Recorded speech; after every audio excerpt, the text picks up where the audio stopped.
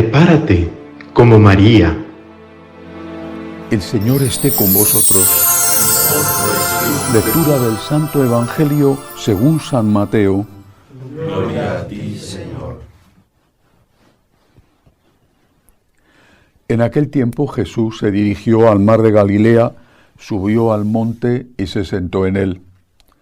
Acudió a él mucha gente llevando tullidos, ciegos, lisiados, sordomudos y muchos otros. Los ponía a sus pies y él los curaba. La gente se admiraba al ver hablar a los mudos, sanos a los lisiados, andar a los tullidos y con vista a los ciegos, y daban gloria al Dios de Israel. Jesús llamó a sus discípulos y les dijo: siento compasión de la gente, porque llevan ya 3 días conmigo y no tienen para comer. Y no quiero despedirlos en ayunas, no sea que desfallezcan por el camino. Los discípulos le dijeron: ¿De dónde vamos a sacar en un despoblado panes suficientes para saciar a tanta gente? Jesús les dijo: ¿cuántos panes tenéis? Ellos contestaron: 7 y algunos peces. Él mandó a la gente que se sentara en el suelo. Tomó los 7 panes y los peces, pronunció la acción de gracias, los partió y los fue dando a los discípulos y los discípulos a la gente.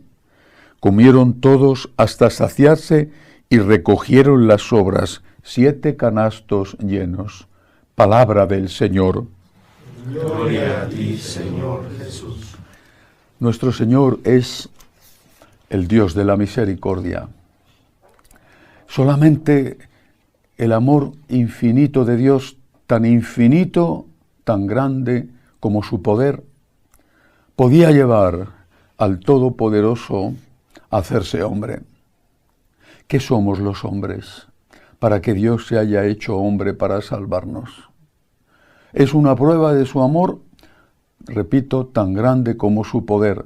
¿O es que acaso la grandeza de Dios no podía ir acompañada de un amor de la misma medida? ¿La grandeza de Dios tenía que ir acompañada de indiferencia? La grandeza de Dios se demuestra no solamente en el poder creador, sino también en el amor que tiene. Nosotros no merecemos el amor de Dios. Dios no nos ama porque lo merezcamos. Dios no se ha hecho hombre porque lo merezcamos. Dios se ha hecho hombre porque nos ama. Dios nos ha creado porque nos ama. Dios nos ha redimido porque nos ama.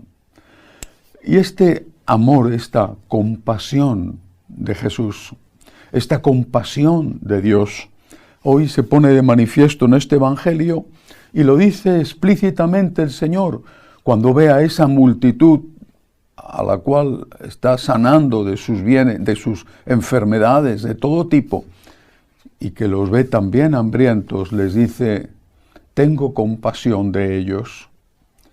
Este es el Sagrado Corazón, el corazón de la compasión, el corazón de la misericordia. Tengo compasión de ellos. Cualquiera de nosotros, seguidor de Cristo, tiene que intentar imitar al Señor teniendo esa misma compasión. Una compasión que tiene que llevarnos a lo que le llevó a Jesús, a imitarle a Jesús en su compasión, dando de comer al hambriento en la medida de nuestras posibilidades, haciendo un esfuerzo incluso, acompañando al que está solo, enseñando al que no sabe, visitando también a los enfermos o, si se puede, a los encarcelados. Las obras de misericordia. El Señor, el Sagrado Corazón, lleno de misericordia y lleno de amor, se compadeció de nosotros, y nosotros, por amor y agradecimiento a Él, también tenemos que hacerlo. Pero creo que este mensaje no sería completo, incluso sería peligrosamente parcial si nos limitáramos a la compasión material. Una de las tentaciones de Jesús en el desierto fue aquella en la cual el demonio le dice: si eres hijo de Dios, haz que estas piedras se conviertan en panes. O sea, demuestra tu poder y tu amor solucionando los problemas materiales de la gente. Las piedras en panes, y dicho panes, diríamos también fruta o carne o pescado. Bueno, no habría que trabajar, y ya de paso, pues que esa carne, ese pescado estuviera ya cocido, ya arreglado, ¿no? Que un día te viniera el plato servido en la mesa, calentito y humeante, no sé si estuvieras en España, una fabada, un cocido, una paella, y otro día unas chuletitas de cordero o un buen chuletón de Ávila, de ternera. Así sería maravilloso Dios. Esa fue la trampa. Una trampa muy bien tendida, una trampa astutamente tendida, una trampa tendida al corazón misericordioso de Jesús, ese corazón compasivo que curaba a los enfermos de todo tipo y que llenaba el estómago de los hambrientos porque temía que se desmayaran por el hambre. Era una trampa astuta, una trampa demoníaca. ¿Qué contestó Jesús? No cayó en la trampa. Le dijo al demonio, no solo de pan vive el hombre, sino de toda palabra que sale de la boca de Dios. Cuando el Señor hacía milagros, tantos que hizo, la gente le seguía entusiasmada. Incluso ahí en ese mismo sitio donde narra el evangelista el milagro de la multiplicación de los panes, en una ocasión quisieron hacerle rey. El Señor se enfrentó a ellos y les dijo, os aseguro, me buscáis porque habéis comido pan hasta saciaros. Buscad primero el reino de Dios y su justicia, y lo demás se os dará por añadidura. No solo de pan vive el hombre. Y esta necesidad de la palabra tenemos que saciarla todos. También los laicos. No es que para los laicos está ayudar al cuerpo y para los sacerdotes ayudar al alma. También los laicos, en sus familias o en su trabajo, tienen que saciar el hambre de palabra, el hambre de Dios, el hambre de espiritualidad, incluso aunque el que tiene ese hambre no sabe que la tiene o piensa que es hambre de otra cosa, lo que tiene de placeres o de afectos, cuando en realidad, como decía San Agustín, me hiciste Señor para ti, y mi corazón andará inquieto hasta que descanse en ti. Pero esta obligación de saciar el hambre de Dios es sobre todo una obligación de los sacerdotes. No es que nosotros los sacerdotes no debemos preocuparnos del hambre material. Creo que, si no en todas, prácticamente todas parroquias del mundo, hay organizado un servicio de caridad.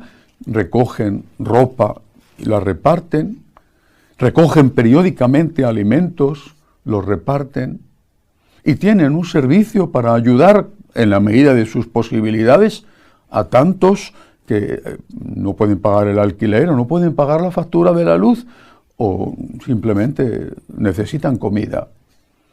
No creo que haya muchas parroquias católicas en el mundo que no tengan un servicio de Cáritas y, por supuesto, animado por el sacerdote, aunque no es el sacerdote el concreto el que esté repartiendo la comida a la gente. ¿Y el hambre de Dios? Porque ese, si no lo saciamos nosotros, no lo sacia nadie. El hambre de Dios, por ejemplo, estando disponibles en el confesonario para que las personas puedan ir a recuperar la unión con Dios, la gracia de Dios. El hambre de Dios, estando disponibles para celebrar la Santa Misa sin que haya un día en que no se ofrezca al Señor al pueblo. El hambre que tiene la gente de Dios y por lo tanto que implica al menos un día a la semana hacer adoración del Santísimo para que puedan ir a contemplar directamente al Cristo presente en la Eucaristía. El hambre de Dios que se sacia con una predicación fiel al mensaje de la Iglesia, fiel al mensaje de Jesucristo. No solo de pan vive el hombre.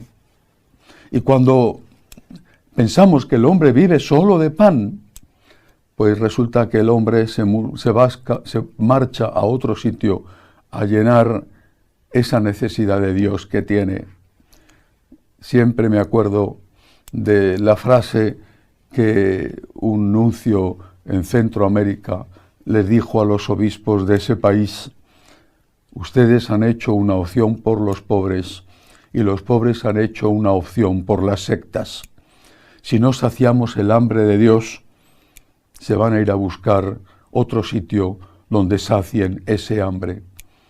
Tengamos compasión, compasión del que sufre, compasión del hambriento, compasión del que está solo, compasión del emigrante y compasión de esas mismas personas y de otras que no están hambrientas o no son emigrantes, pero que todos ellos tienen alma y tienen hambre de Dios. Que así sea.